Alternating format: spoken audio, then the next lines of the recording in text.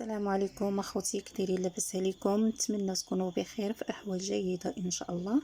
اليوم غادي نشارك معكم واحد الحلوه او غريبه اقتصاديه. الصراحه هاد الحلوه هذه ما كتخطانيش في الدار، كتكون عندي دائما لانها سهله، كتوجد بسرعه، وكذلك كتصبر واحد المده طويله. يمكن لكم تحضروها في الغودي او العيد، عيد الاضحى ان شاء الله. كما كتشوفوا كتجي مشقه ومحمره وبمكونات جد اقتصاديه. مهم بلا ما نطول عليكم الفيديو، ندخلوا للطريقه مباشره ان شاء الله. حاجتنا هنا في المقادير ربعه ديال الزبده. انا كانت عندي واحد شويه ديال اللذة وكملت رابعه بالزبده ديال البواطه. نتوما بامكانكم بلا بغيتو ديروا الزبده ديال اللذة بوحديتها ديروها، بغيتو ديروا ديال البواطه، بغيتو ديروا ديال العبار، لكم الاختيار. عندنا هنا 2 كيسان ديال السنيده، 2 كيسان الزيت، 2 كيسان الكوك، قبيصه الملح. عندنا 5 البيضات، 4 غادي نعجنو بهم، وحده غادي نديرو بها التزيين. عندنا كيس ديال الفاني وجوج اكياس ديال الخميره والدقيق حسب الخليط حتى يتجمع لينا العجين. هنا البنات كناخذوا الزبده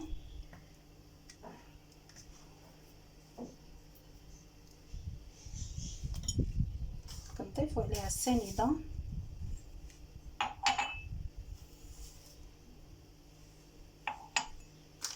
وكيس الفاني،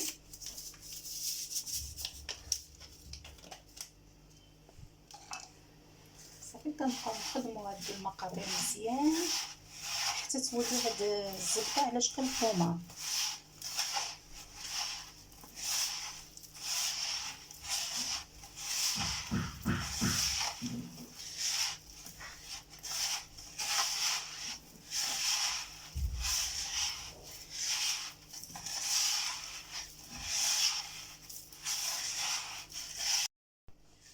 هنا ملي دارت لينا الزبده ما بقاوش فيها حبيبات، دابا غادي نضيف الزيت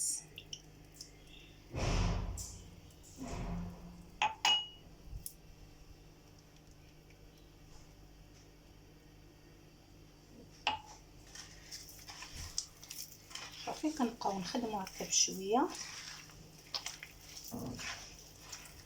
نزيدو حتى قبيصه ديال اللحم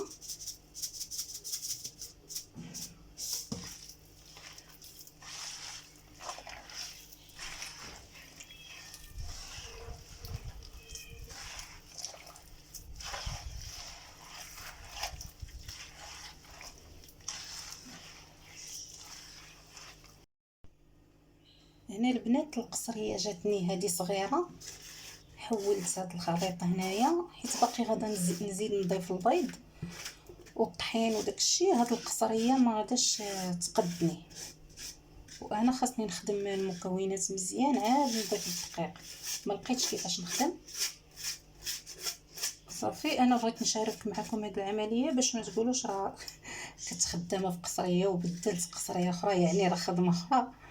راه غير نفسها، راه هي راه باقا كاع ما كملتش نفس هذوك المقادير اللي شاركت معكم، غير هو جاتني قصريه صغيره. يعني البنات بالنسبه للكوك، الا كنتو غادي تجيبوه وما غتستعملوش ديك الساعه، من الافضل احتفظوا به في المجمد باش يصبر لكم مده طويله ويبقى في اللون ديالو الطبيعي. انا راه بصراحه درت هذا الغلط، خديته احتفظت به غير في هذه القرعه، كان بيض اللون ديالو وتحول للون الاصفر، ما بقاش داك اللون الطبيعي ديالو. ولكن ماشي مشكل، غادا نخدم به. لقيته باقي مزيان، غير هو ما بقاش في ديك الجوده اللي كانت فيه من الاول. داكشي من الافضل احتفظوا به في المجمد الا ما كنتوش غتستعملوه.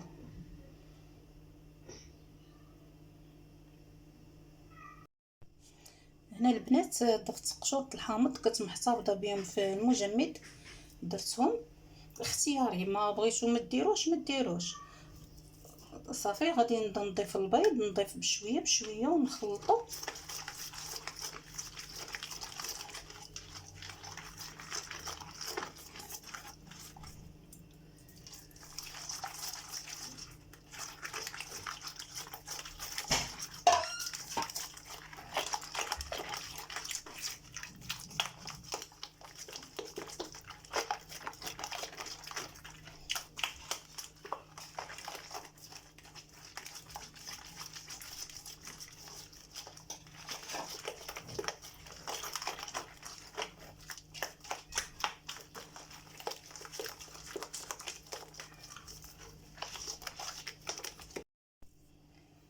صافي دابا غادا نضيف الكوك.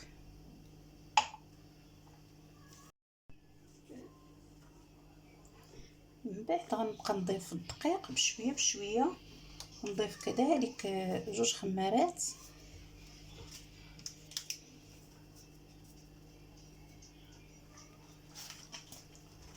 صافي ونبقى نضيف الدقيق بشويه بشويه حتى تجمع لينا العجين، والعجين خاصها تكون مرخوفه وما نقصحوهاش.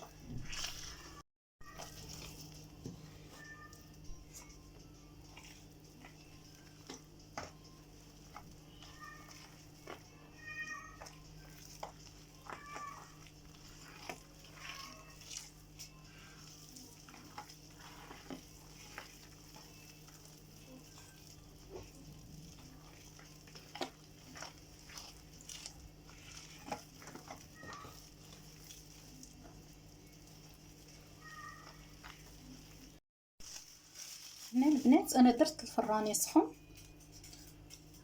نبقاو نشكلوا من العجين كويرات على شكل غريبه.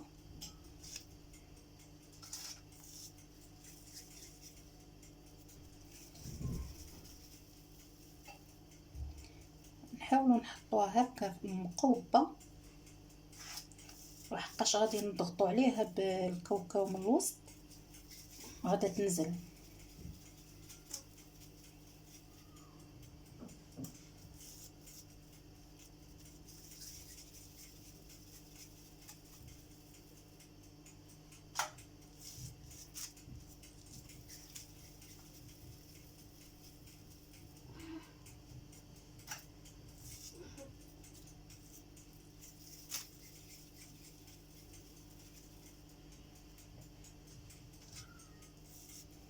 صافي انا غنستمر بحال هكا حتى نعمر اللاطه اللي عندي ونرجع معكم. هنا البنات بديت كنشكل في الكويرات ونسيت ما وريتكمش القوام ديال العجين كيفاش كتكون. كما كتشوفوا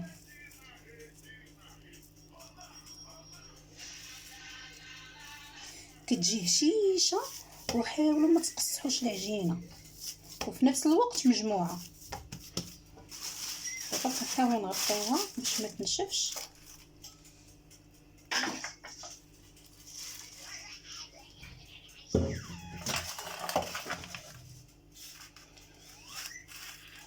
صافي كناخذوا الطلاطه بعد ما شكلنا كويرات كندهنوها بالبيض. ممكن تخلطوا البيض مع القهوه، انا درتو غير هو بوحدو مع شويه ديال الخل.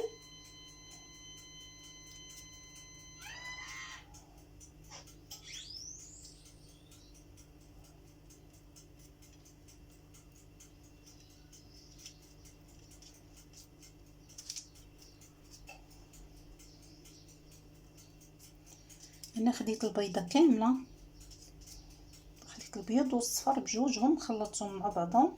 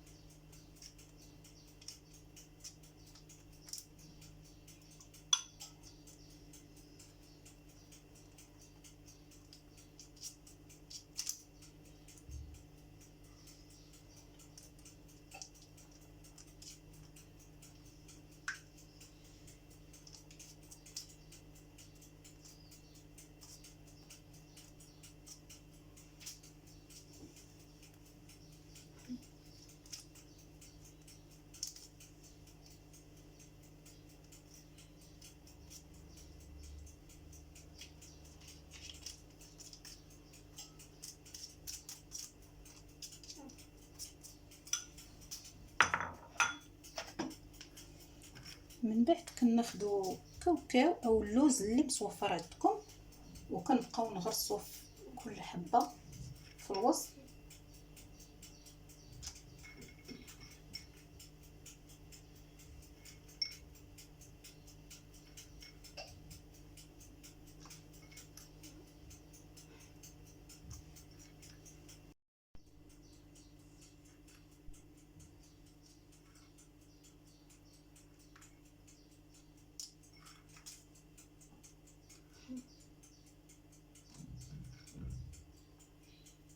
انا كاش قلت لكم خليو الحلوه مقوبه، علاش؟ باش ملي كنبغيو نغرسو كاوكاوه كنضغطو عليها هكا صافي كتنزل.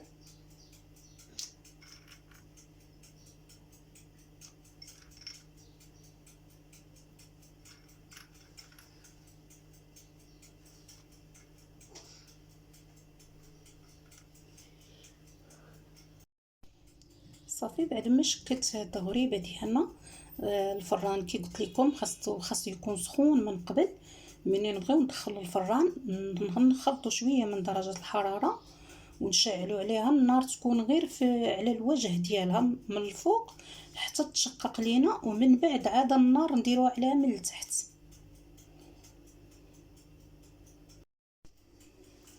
حتى البنات ديروا الشكل الثاني من التزيين.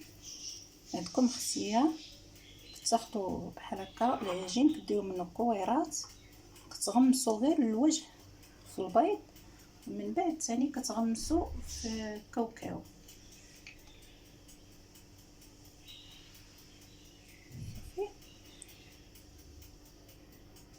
صافي كنستفوا بحال هكا في اللاطه. كما كتشوفوا البنات دابا راه وصلنا لنهايه الفيديو ديالنا.